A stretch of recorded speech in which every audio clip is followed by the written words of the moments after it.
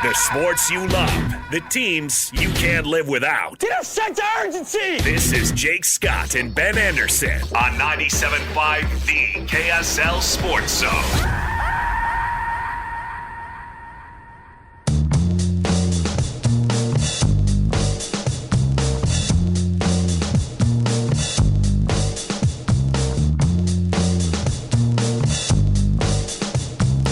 Jake and Ben, 97.5, the KSL Sports Zone.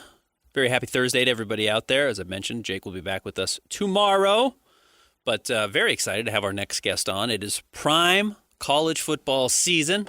Find our next guest on Twitter at Mitch_Harper. Also, read him at KSLSports.com. But more than ever now, catch him on video. Catch the video podcast. It's Mitch Harper. What's going on, Mitch?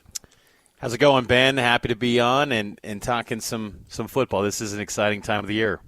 We have changed our approach a little bit in how we're covering college sports, specifically the amount of video work you're doing. I'm shocked by, surprised by, but can you give us a little background on, maybe if it's going to look or feel different this year, your coverage than in years past? It is. It's going to be a lot of video content on Cougar Tracks podcast. You'll see it on KSL Sports YouTube. You'll see it on TikTok, Facebook. I mean, on X, you'll see it all on the social media platforms every single day. And then there'll also be on KSL News Radio as well every night, Monday through Friday. So it's going to be a busy football season. There'll still be written content on the website and, a lot of BYU coverage for BYU fans and college football fans and Big 12 fans. So it's going to be a fun year, but I'm excited. I think to do more, content from that space will be really good. So should be fun. I think the goal is to bring our content to people as opposed to making them come find our content where we are. I think we just want to get out in front of you. We want to make it easier for you to catch Mitch's content, which, in my opinion, is absolutely the best in the business. Before we get to BYU, though, Mitch, I want to get to the really important stuff.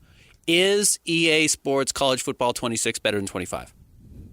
It is. It is. I know that there's some that would say it's not, but it's the best college football game that there's ever been put out. Now, there's some things that you can kind of get deep in the weeds and complain about. Madden just launched about an hour ago, picking that up. And this is probably the best Madden game I've seen in years, too. So, the football games, sports games in general are back in a way. It felt like 20 years ago was the peak of sports gaming, but there's been a bit of a resurgence, I think, with people's entertainment dollars are going to maybe more home base. They're not going out as much, and there's central entertainment sources are at home. So I think sports gaming's good. The college IPs are taking off more than ever. Seeing college basketball coming up down the road was exciting. So sports gaming's kind of back, and I'm excited for it now that having kids that are in that age that want to jump into those games. So it gives me an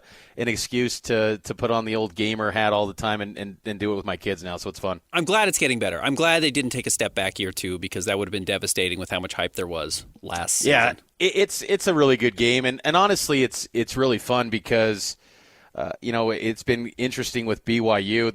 They had one of the best quarterbacks in the game that was top 20.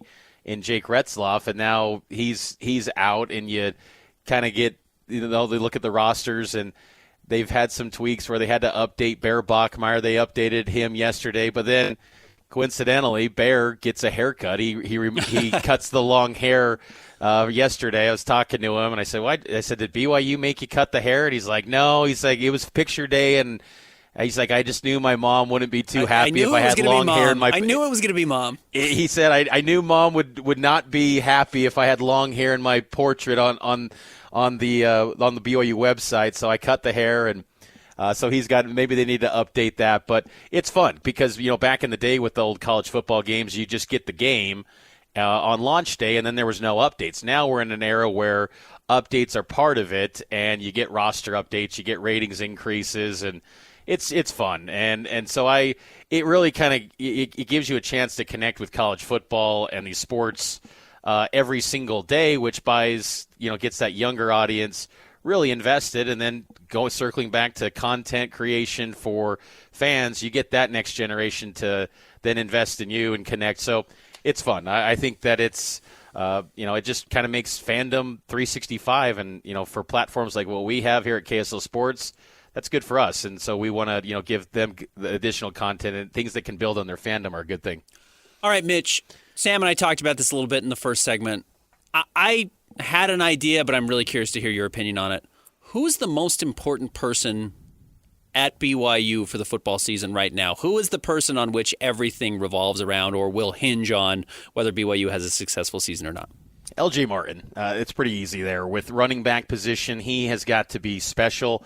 I point to the 2016 season in Kalani's first year.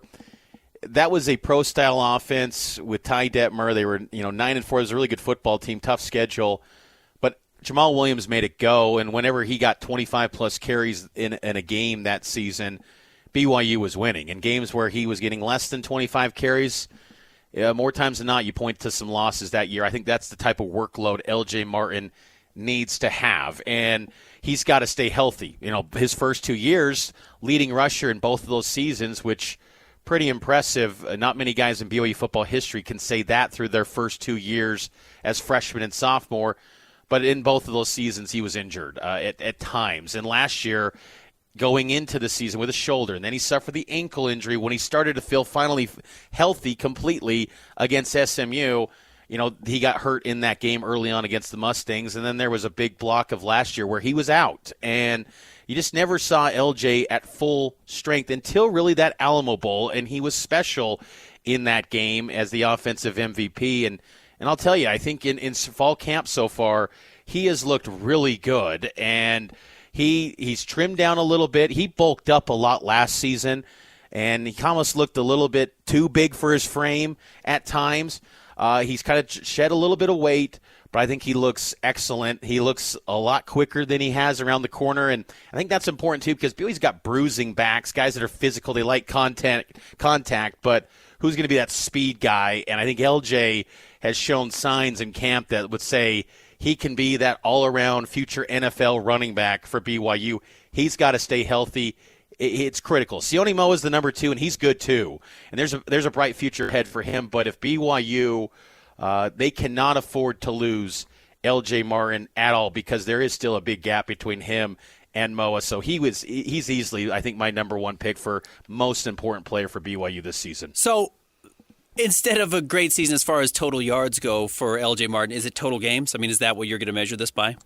I think so, and I think that, if he plays, all the games in 12, 13 games, whatever it ends up being, I think he's due for potentially getting to that 1,000-yard mark. And so I think it's critical for him to be available, be healthy, because, again, it's just there's been multiple points in the past 2 seasons where he's been banged up and injured and unavailable. He's got to be available for BYU because the quarterback situation has been – at times in camp where there's been some great moments from these players, and that's been promising to see more, really impressive wow moments from these guys, but there's also been, they're the mistakes that you would expect from potentially a first-time starter at BYU and Aaron Roderick's offense. It's been a little bit of that from all of them. So to me, LJ Martin, you can rely on every single week if he's available. He's that good. And with an offensive line that I think is maybe going to be better, more talented than last season, been a little bit kind of, the center position hasn't been as great as I was expecting coming into camp. Bruce Mitchell's had some, mixed results with the snaps in replace of Connor Pay. That's a noteworthy spot. He's had some high snaps, some low snaps at the ankles of Trayson Bourget. Needs to be a little more consistent, but Kalani Sitake noted that, he's facing Keanu Tanavasa, and that's a big adjustment for him. But still, that's got to get better. But I think the offensive line in front of LJ will be big for him. And I think LJ is just kind of – he is the key to everything for BYU on the offense this year. They want to give him a big workload, and Aaron Roderick didn't shy away from that. He didn't put a specific number there, but it's pretty clear LJ Martin is going to play a massive role for what BYU is going to become this season. Big might be an understatement when it comes to Andrew Gentry, who's just an absolutely enormous human. You've seen him in person. I have not. But getting Jada and Gentry named early as the starting tackles, what type of advantage is that for BYU? Because that had to be a concern over the offseason. It definitely was something that is good that Andrew Gentry's completely healthy and that he's living up to what they expected him to be. 6'8", 315 pounds. And he is a lot better athlete than maybe I gave him credit for when he, enrolled in January. He moves quite well. And that's coming off an injury that he suffered last year against Michigan. With Michigan, rather.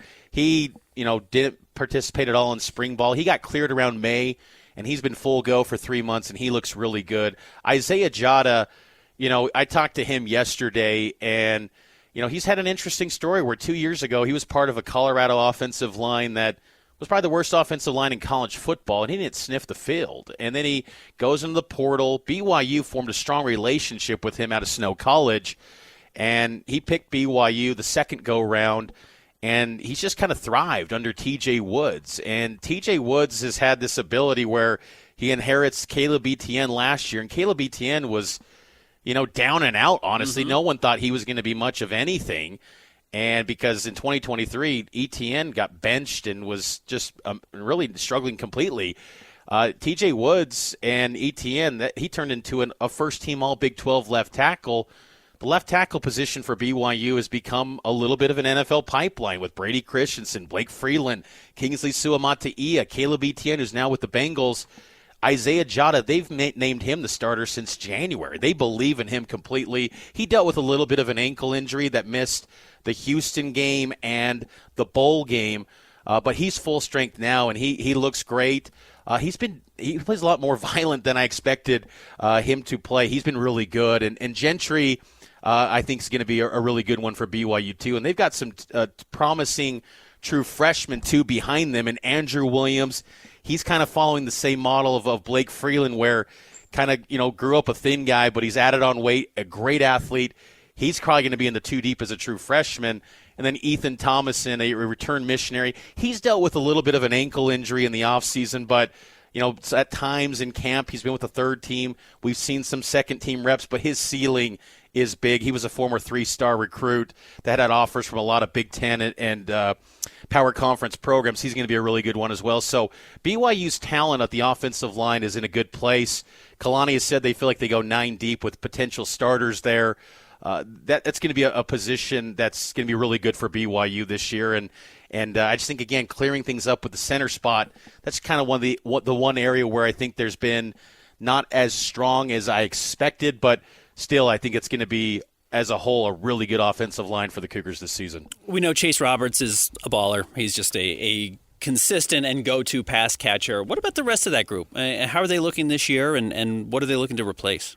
Well, it's been good with Chase, too, that he's kind of looked back to his normal self, coming back from the shoulder injury that he suffered in the Alamo Bowl. It's almost been kind of a non-story. He looks pretty good. And he's expected to take some tackles this Saturday in the scrimmage, according to Kalani Sitake, which is kind of note because I would expect that will be the first tackles that he takes since that game in December. So getting him some live work will be critical. He was in full pads earlier this week, but was not getting tackled during practice. The rest of the group, though, it's going to be probably JoJo Phillips and Parker Kingston in the starting lineup. But then next in line, it's going to see a lot of snaps. Tiger Bachmeier and Cody Hagan.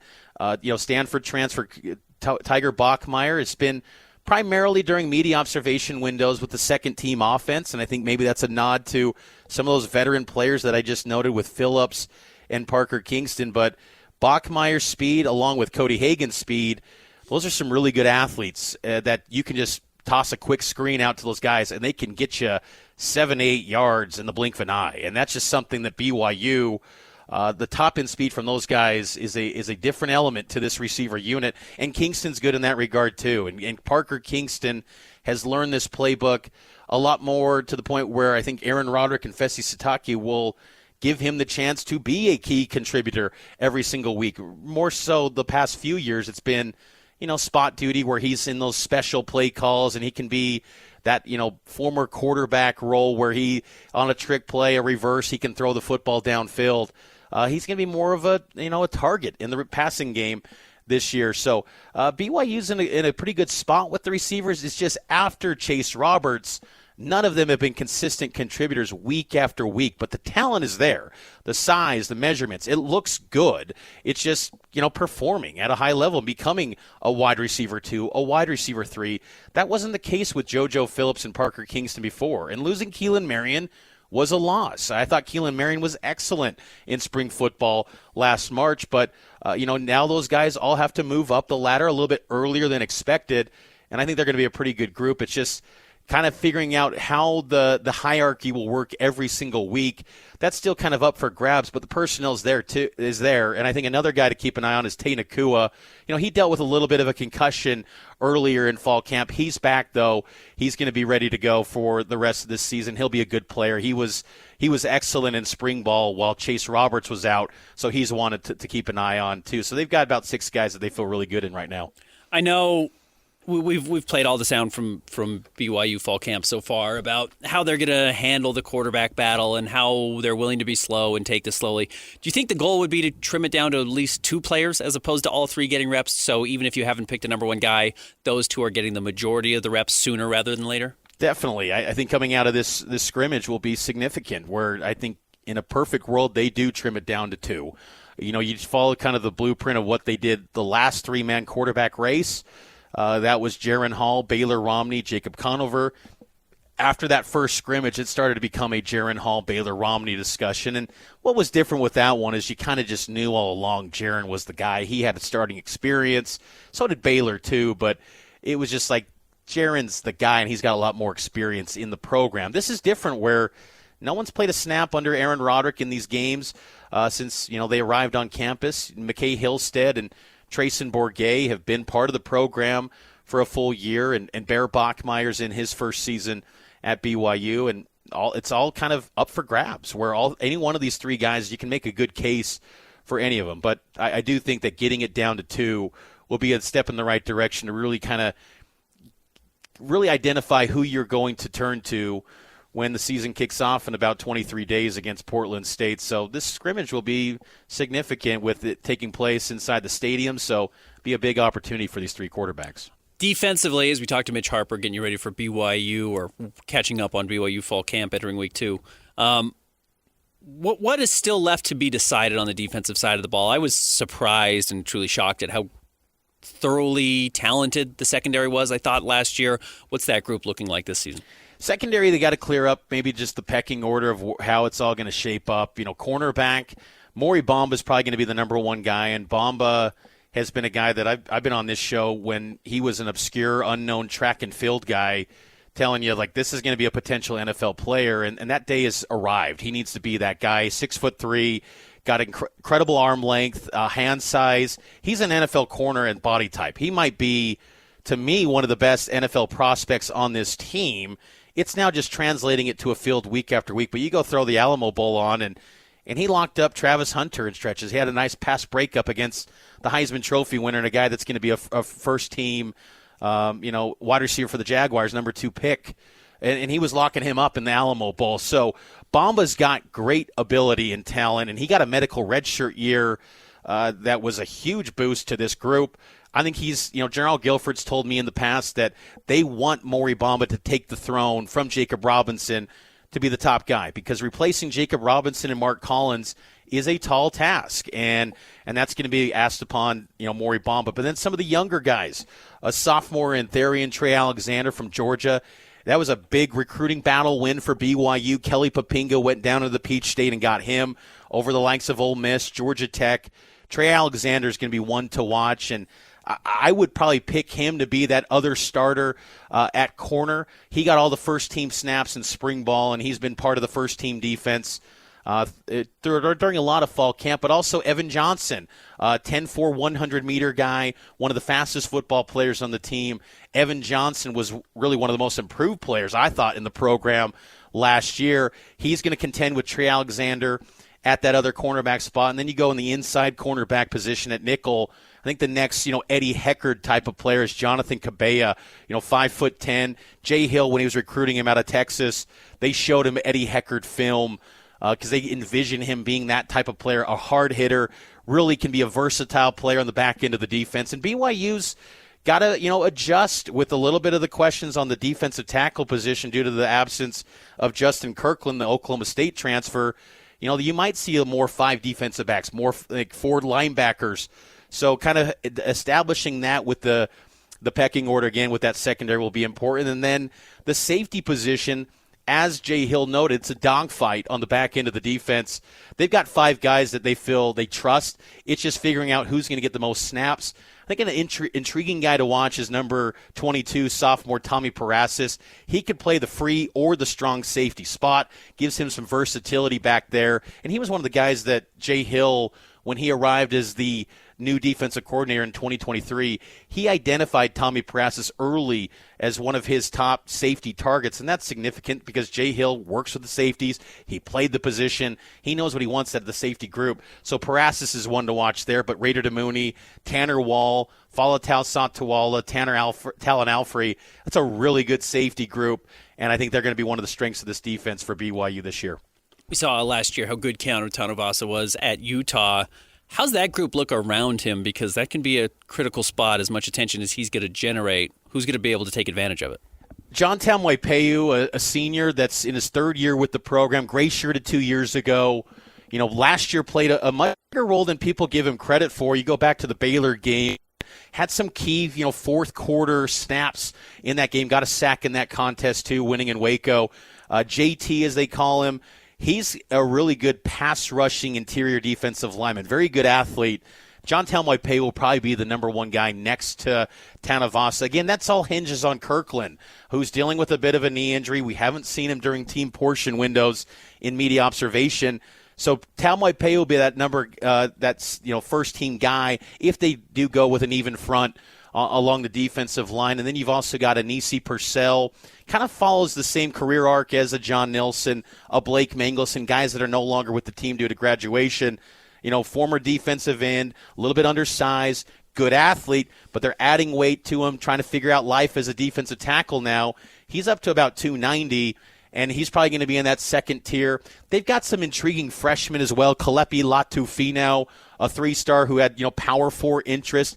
He's had some signs and flashes during fall camp, but still, without Kirkland, even Jay Hill's noted this, that's a position that's a little bit thin right now.